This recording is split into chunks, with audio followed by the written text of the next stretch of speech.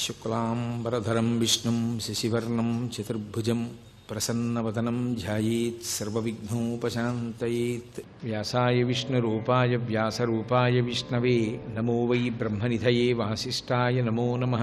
विमलपटी कमलकुटी पुस्तकरुद्राक्षसस्तहस्तपुटी कामाक्षी पक्ष्मलाक्षी श्रुतिस्मृतिपुराणानाम् आलयं करुणालयं नमामि भगवत्पादशङ्करं लोकशङ्करम्।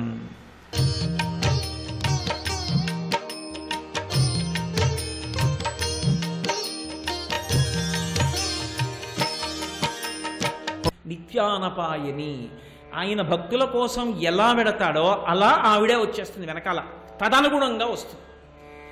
ఆయన నరుడిగా వెళ్ళాడు రాముడిగా, ఆవిడ అయోనిజగా వచ్చింది సీతమ్మగా, కానీ నరకాంతగానే ప్రవర్తించింది.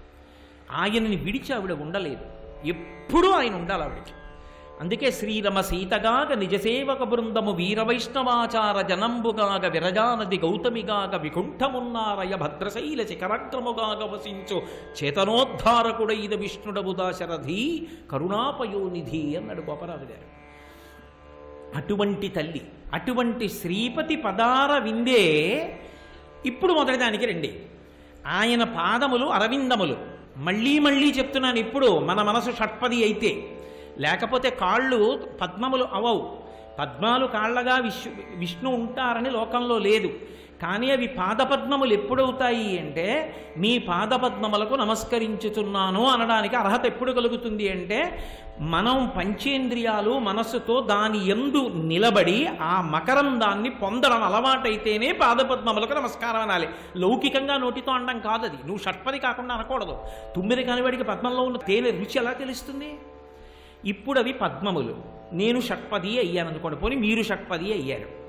అయితే ఇప్పుడు ఆ పాదములలో ఏం దొరకాలి? అరవిందంలో తేనె దొరకాలి. ఏమిటా తేనె?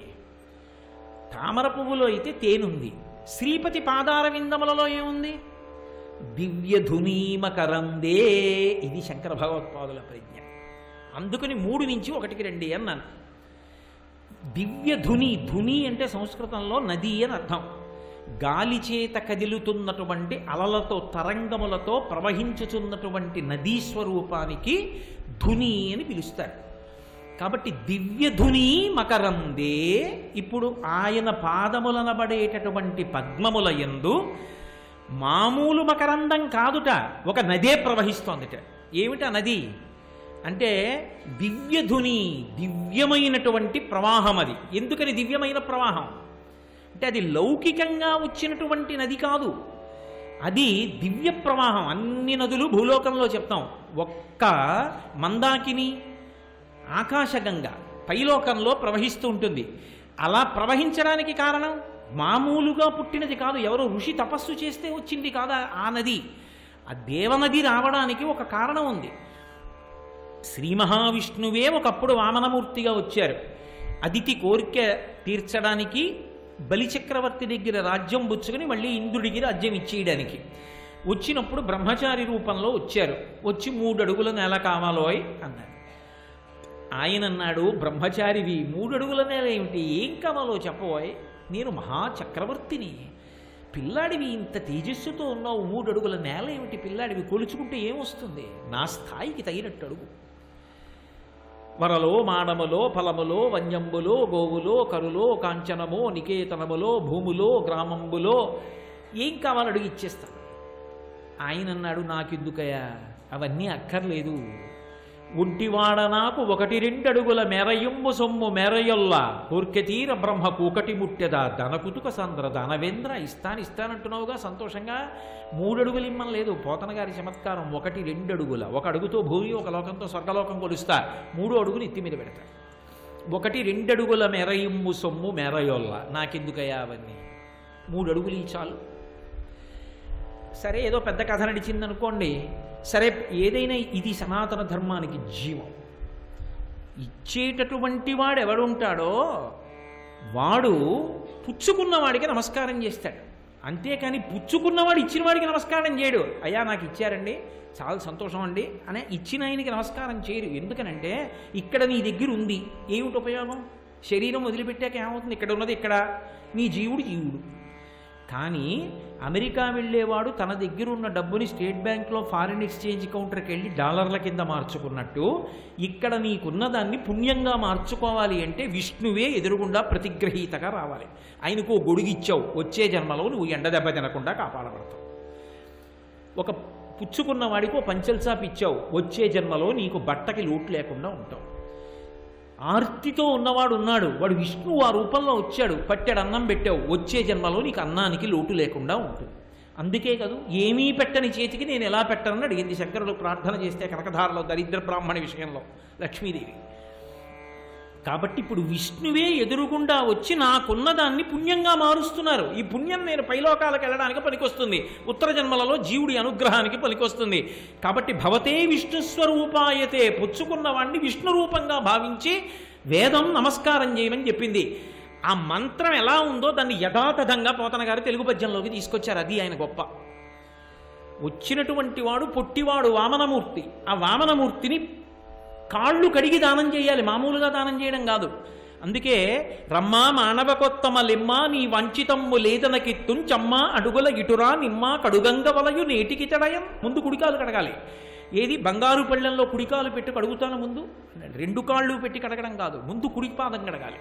మీరు కుడి పాదం కడుగుతాను, గండపెండేరం వేస్తే ఎడం పాదానికి వేయాలి. అందుకని కుడి పాదం పెట్టు కడుగుతాను అంటే ఆయన పాదం ఇలా పెట్టారు, పెడితే ఏదో వింధ్యావళి నీళ్లు పోసింది, ఆయన కాళ్ళు కడిగాడు. కాళ్ళు కడిగి ఇప్పుడు ఇచ్చేశాం అన్నాడు. విప్రాయ ప్రకట వ్రతాయ భవతే విష్ణుస్వరూపాయతే తత్ప్రామాణ్య విధే త్రిపాదస్య ధరణిం దాస్యామియంచున్ క్రియాక్షిప్రుండై ధనుజేశ్వరుండు వడుగుం చేసాచి పూజించి బ్రహ్మప్రీతమ్మని ధారబోసి భువనం ఆశ్చర్యము పొందగా. భువనాలు ఆశ్చర్యపడిపోయేటట్టుగా బ్రహ్మప్రీతం అని ఇస్తే ఎవరి కోసం అంటే ఈశ్వర ప్రీతి కొరకు ఇచ్చేస్తున్నారు. కొలుచుకోవద్దు, వెంటనే వామనమూర్తిని కొలుచుకోమన్నారు. యజమాని భూమిని కొంటే తన కాలుతో తొక్కి చూసుకోవాలి, లేకపోతే అమంగళం. అందుకని 3 అడుగులు ఇప్పుడు వామనమూర్తి కాళ్లతోటే కొలుచుకోవాలి. ఆయన ఏం చేశాడు? ఇంతంతై వటుడింతయై బరుయుతానింతయ్య భోవీధిపై అంతైతో యదమండలగ్రమణ కల్లంతై ప్రభారాశిపై అంతై చంద్రునకంతయై ధ్రువునిపై అంతై మహర్వాటిపై అంతై సత్యపథోన్నతుండగుచు బ్రహ్మాండంత సంవర్ధియై. అంతా అంతా అంతా పోతన గారి నుడికారం కింద అలాగే ఉండిపోయింది జాతి మాట తీరులో. అంత వాడైపోయి అంతా కొలిచేశాడు. ఈ కొలిచేసేటప్పుడు చమత్కారం జరిగింది.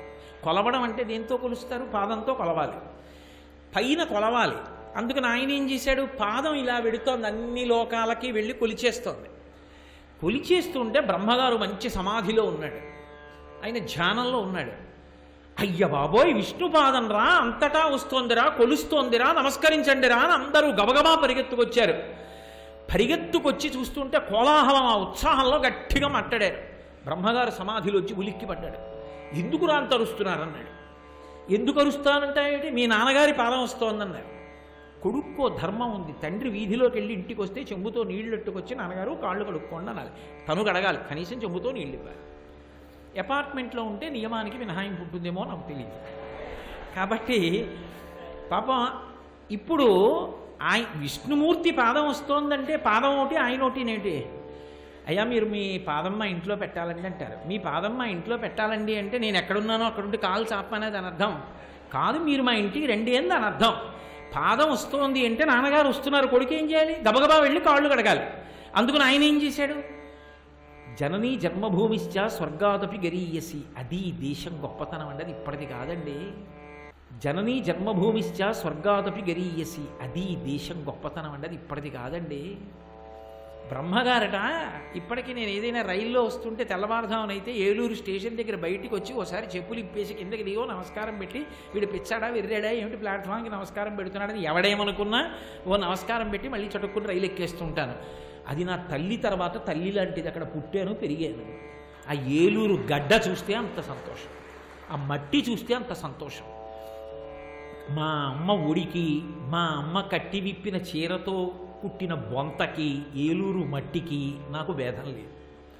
కాబట్టి ఆ బ్రహ్మగారు మొట్టమొదట ఏం చూశాడంటే, తన పుట్టిల్లిద పొమ్మటంచునదుడున్ తన్నాభిబంకేరుహంబు నిరీక్షించి నటించి ఉన్నత పదంబున్గాంచి తత్పాద చేచనముంజేచ కమండలూదకములం చల్లించి తత్తోయముల్ వినివీధిన్ ప్రవహించదేవనదిగా విశ్వాత్మ కీర్తి ప్రభన్. ముందన్నట్ట ఆ బొడ్డులోంచి వచ్చిన తామర పువ్వు చూసేట. ఏలూరు చూస్తే నేను మురిసిపోయినట్టు, రే నేను పుట్టిన ఇల్లు రాయిది అన్నట్ట.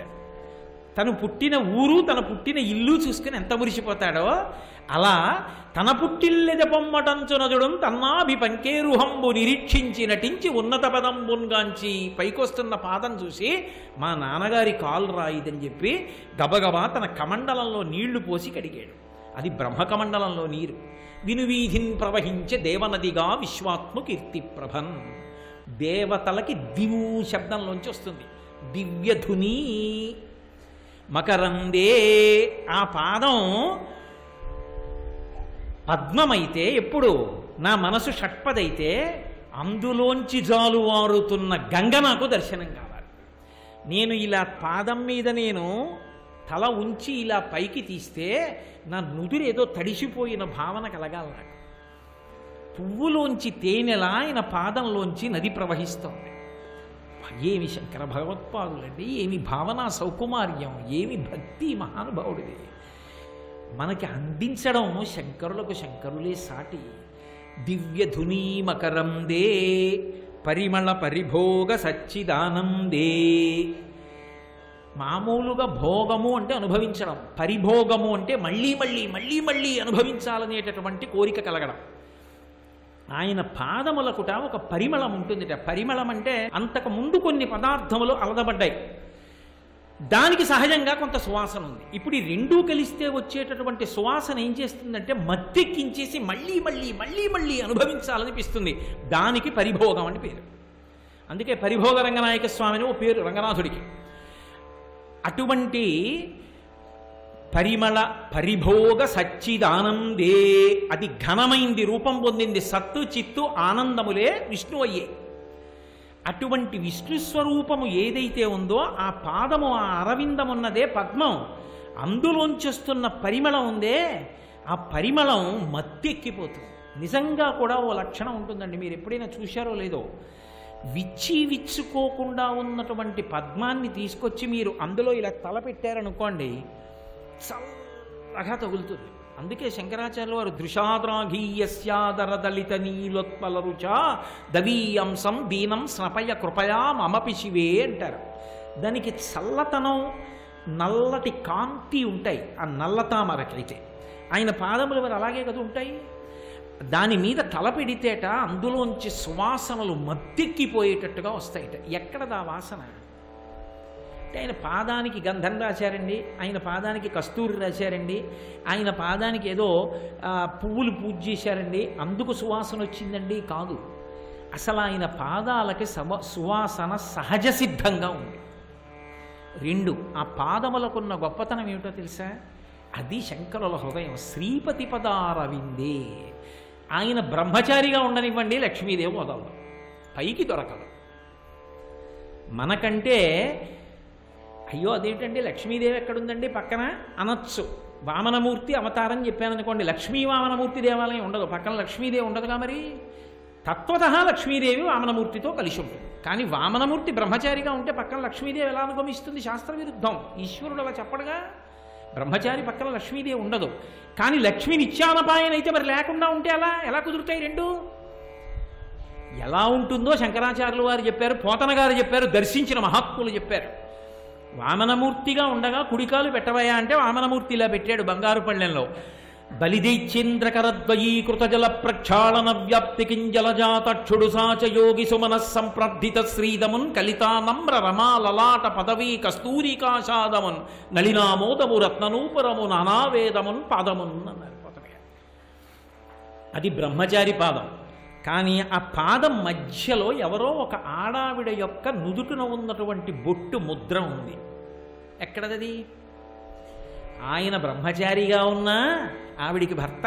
ఆవిడ మాత్రం పొద్దున్నే వచ్చి ఆవిడ లలాటము వంగినప్పుడు ఆ లలాటము మీద ఉన్న తిలకం ఆయన పాదం మీద ముద్రపడేటట్టుగా నమస్కరించింది. అది మహాపతివ్రత లక్షణం. సౌందర్యలహరిలో శంకర్లు అంటారు, అమ్మా నీ ఒళ్ళంతా నుడిపే కానీ మోకాళ్ళు గరుకు అన్నారు. ఎందుకు అంటే శివుడు కనపడ్డప్పుడల్లా మోకాళ్ళ మీద వంగి లలాటం వంచి ఆయన పాదానికి నమస్కారం చేస్తుందట. అందుకని మోకాళ్ళు గరుకెక్కిపోయి అమ్మా వంగి వంగి నీకు అన్నారు. కాబట్టి ఇప్పుడు ఆయన పాదములకు సువాసన ఎక్కడిది అంటే వేదములు ఆయన పాదములకు అందెలు. అవి ఎప్పుడూ కూడా నలినామోదము తామర పూల చేత సప్తర్షులు కూడా వచ్చి పూజ చేస్తుంటారు. ఆ పాదములకు మురికి కంపు కాదు, ఎప్పుడు సువాసనలు గుబాడిస్తుంటాయి ఆ పాదాలు. వాటికి సహజంగా ఉంటుంది. శంకరాచార్యులు వారి సౌందర్యలహరిలో చెప్తారు, జుత్తుకి ఎంత చక్కగా ఉంచుకుందామన్నా జుత్తు దుర్వాసన వస్తుంది, అసలు వెంట్రుక దూష్యం. అదే అమ్మవారి జుత్తు అయితే దునూతుద్భంతం నస్తులితదిలితిందీవరవనం ఘనస్నిగ్ధశ్లక్షణం చికుర నికురంబం తమసివే యదీయం సౌరభ్యం సహజముపలబ్ధం సువనసో వసంతస్మిన్ మన్యే వలవధనమాటి విటపినాం. సువాసనలతో ఉంటుందిట.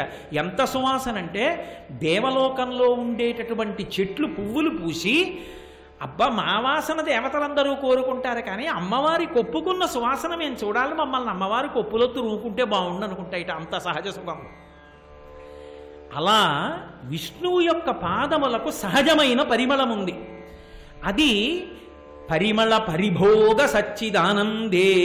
సచ్చిదానందము ఘనమై విష్ణువుగా వస్తే ఆ పాదముల మీద నీ మనసు పంచేంద్రియములతో నువ్వు షట్పదివై ఒక్కసారి వాలి చూడు, నువ్వు మళ్ళీ మళ్ళీ మళ్ళీ మళ్ళీ దాన్ని కోరుకుంటావు. విష్ణువు యొక్క పాదములకు సహజమైన పరిమళం ఉంది. అది పరిమళ పరిభోగ సచ్చిదానందే. సచ్చిదానందము ఘనమై విష్ణువుగా వస్తే ఆ పాదముల మీద నీ మనసు పంచేంద్రియములతో నువ్వు షట్పదివై ఒక్కసారి వాలి చూడు, నువ్వు మళ్ళీ మళ్ళీ మళ్ళీ మళ్ళీ దాన్ని కోరుకుంటావు. ఇదే శివానందలహరిలో శంకరాచార్యుల వారు అద్భుతంగా వర్ణిస్తారు. ఒకసారి నిజంగా మానసికంగా మీరు అలా భావన చెయ్యండి. ధ్యానం చేస్తే శ్రీ మహావిష్ణువు మీ ఎదురుగుండా వచ్చి నిలబడ్డారనుకోండి. జలధరదైహు నాజాను చతుర్బాహు సరసీరుహక్షు విశాలవక్షు జారు గదా శంఖచక్ర పద్మ విలాసు కంఠ కౌస్తుభమణి కాంతిమాను కమనీయ కటిసూత్ర కంకణ కేయూర శ్రీవత్సలంచనంచిత విహారు మరుకుండల ప్రభాయుత కుంతలలలాటు వైఢూర్య మణిగణ వరకిరీటు. అటువంటి స్వామి ఎదురుగుండా వచ్చి శంఖచక్ర గదాపద్మాలతో పట్టుపీతాంబరం కట్టుకుని మెడలో వైజయంతిమాల వేసుకుని కౌస్తుభంతో శ్రీవత్సవన్న పుట్టుమచ్చతోటి రత్నఖచితమైన కిరీటంతో వాడమి పద్మాల మాలతోటి వచ్చి మీ ఎదురుగుండా నిలబడ్డాడు అనుకోండి. చూపుల శ్రీపతి రూపము నాపోవక త్రావి త్రావి హర్షోద్ధతయై వాపుచ్చి మందమధురాలాపంబల పొగడనదితి లక్ష్మీనాథున్ అంటారు పోతన గారు. నోట మాట రాదు, ఇవో పొడి పొడి మాటలు మాట్లాడి స్వామి ఒక్కసారి మీ పాదాలు పట్టుకోవద్దా అని అడిగారనుకోండి. మనకి ఎవరైనా మహాత్ములు కనపడితేనే కామకోటి పీఠాధిపత్యం వహించిన మహాపురుషులు చంద్రశేఖరేంద్ర సరస్వతి మహాస్వామి వంటి వారు కనపడ్డారనుకోండి, ఒక్కసారి ఆ పాదాల ముందు తలపెట్టి నమస్కరించాలని అనిపిస్తుంది కదా. శ్రీ మహావిష్ణువే కనపడితే ఆయన పాదాలు పట్టుకోవాలనిపించదు. ఎవరు పట్టుకుంటారు? లౌకికంగా దొరకవవి. పరమయోగీంద్రులకు భావగోచరమైన సరిలేని పాదాల జంట కంటి అంటాడు అన్నమయ్య. అది ఒక్క యోగమునందున్నవాడు మాత్రమే పట్టుకోగలడు. వాడడిగితే పరమేశ్వరుడు అనుగ్రహిస్తాడు. అనుగ్రహించి నిలబడినటువంటి స్వామి ఇలా ఒక ఆసనం వేసి కూర్చోండి స్వామి అన్నారనుకోండి. ఆయన కూర్చుంటే స్వామి ఒక్కసారి మీ పాదాలు నా చేతిలోకి ఇవ్వండి అని అడిగితే తప్పకుండా మీరు బలవంతంగా తీసుకుంటారా? ఆయన పాదాలు చేతిలోకి తీసుకోలేరు. ఆయన పెట్టాలి పాదాలు. ఆయన ఇలా రెండు పాదాలు తీసి చేతుల్లో పెట్టారనుకోండి. ఇది శంకర భగవత్పాదులు చెప్పిన విషయం. కదా త్వాం దృష్ట్వా గిరిశతవ భవ్యాంఘ్రియుగళం గృహీత్వా హస్తాభ్యాం శిరసి నయనే వక్షసి వహన్. అది ఆయన రెండు పాదాలు ఇలా పట్టుకుని అలా చూసి మీరు ఊరుకోగలరా? ఆ రెండు పాదాలు పాద మంజీరాలు అలా చూసి పొంగిపోయి మీ తల ఉంచి అలా ఆయన పాదాల మీద పెట్టి ఆ శ్వాసన ఆఘ్రానించి పొంగిపోయి కొంచెం దగ్గరగా జరిగి శిరసి నయనే వక్షసి వహన్. ఒక్కసారి ఇలా వంగి స్వామి ఇలా పెట్టరండి అంటే ఆయన రెండు కాళ్ళు ఎత్తి తల మీద పెట్టారనుకోండి. ఇలా దగ్గరగా రెండు పాదాలు పట్టుకుని చేతులతో తల మీద స్పర్శ జరుగుతుంటే పొంగిపోయి తల పైకెత్తి ఆ బొటన వేళ్ళు చివరి భాగాలు పువ్వులు పొట్లం కట్టినట్టుగా ఉంటాయి. వాటిని కళ్ళకి తగిలేటట్టుగా వేళ్ళకి తగిలేటట్టుగా ఇలా కళ్ళు ఇలా రాసుకుని శిరసి నయనే వక్షసి వహన్ ఇంకొంచెం ముందుకు జరిగి అబ్బా తండ్రి శ్రీపాదములు మళ్ళీ దొరుకుతాయా, నా గుండెల మీద పెట్టండి అని ఏటవాలుగా కూర్చుని గుండెల మీద 2 పాదాలు ఆయన పెడితే గట్టిగా కౌగిలించుకుని పరవశించిపోయి ఆ పాదాలలోకి ఒక్కసారి ముఖం మళ్ళీ ఇలా పెట్టేసి స్ఫుట జలజగంధాన్ పరిమళాన్ సమాశ్రిష్యాఘ్రాయ స్ఫుట జలజగంధాన్ పరిమళాన్. స్ఫుట జలజ బాగా విచ్చుకున్న తామర పువ్వుల్లోంచి సువాసన ఎలా వస్తుందో అలా ఉన్న పాదాల మీద తలపెట్టి ఆ సువాసన పీలుస్తూ మత్తెక్కిపోయి ఆనందంలో ధ్యానంలో ఆ పాదాలు అలాగే పట్టుకుని పరవశించిపోయి గుండెల మీద పెట్టుకుని తల మీద పెట్టుకుని ఆ వేలి చివర్లు ఇలా కళ్ళకి తగల్చుకుని ఆ కాళ్ళు ఒత్తేసి ఆ పాదాలు పట్టుకుని తులసి ఇలా వేసేసి మళ్ళీ ఒంగుని పాదాల మీద పెడుతుంటే తల మీద పెట్టుకున్నాను కదా ఇంక చాలండి అంటామా, ఇంకోసారి పెట్టనా అన్నా, అబ్బా అంతకన్నా నా స్వామి పెట్టండి అని మళ్ళీ తల ఉంచుతాడు. అది ఆ శంకర భగవత్పాదుల యొక్క ప్రతిపాదన యొక్క అద్భుతం అక్కడుంది. పరిమళ పరిభోగ సచ్చిదానందే ఒకసారి అనుభవించి వదిలేది కాదు. అలా అనుభవించడానికి అలవాటు పడ్డావా, నల్లమందుకు అలవాటు పడిన నెమలి అంటారు రామకృష్ణ పరమహంస. పొరపాటున నల్లమంది అక్కడ పెడితే మధ్యాహ్నం 1 గంటకి నెమలి వచ్చి టక్కున ముక్కుతో కొట్టి తింది, అలవాటు పడిపోయింది. మత్తుకు మర్నాడు 1 గంటకు వచ్చి అరుపులు మొదలెట్టింది నల్లమంది ఎట్టమని. ఒకసారి కానీ నువ్వు ధ్యానంలో ఆ స్వామి పాదములను అనుభవించడం నేర్చుకున్నావా, పరిభోగ సచ్చిదానందే జీవితంలో వదలడం. సర్వం శ్రీ ఉమామహేశ్వర పరబ్రహ్మార్పణమస్తు. స్వస్తి.